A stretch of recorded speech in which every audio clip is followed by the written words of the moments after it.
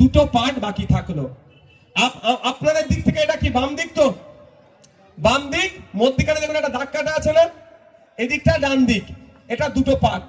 বাম দিকে কে fill up করবে, ডান দিকে কে ফিল আপ করবে।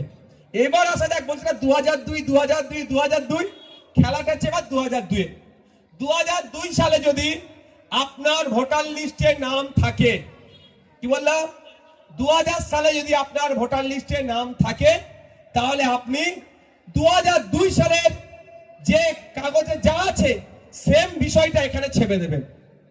ওখানে যা আছে, এটা রাইট লেফট সাইডে যা আছে, বানান ভুল থেকে শুরু করে এপিক নাম্বার যা আছে এখানে দিয়ে দেবেন। কিন্তু সেকেন্ড পার্ট যেটা আমি দেখালাম এখানটায়, এখানে কিন্তু আপনার 2002 থাকুক আর নাই থাকুক, ওতে আপনি ভয় করবেন না, এটা কিন্তু সবাইকে ফিল আপ করতে হবে। মানে থাকবে তো, এই জায়গাটা সবাইকে ফিল আপ করতে হবে।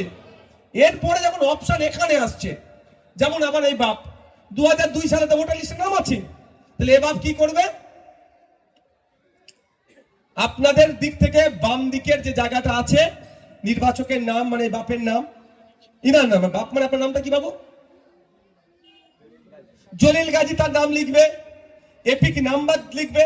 যদি এপিক নাম্বার নাও থাকে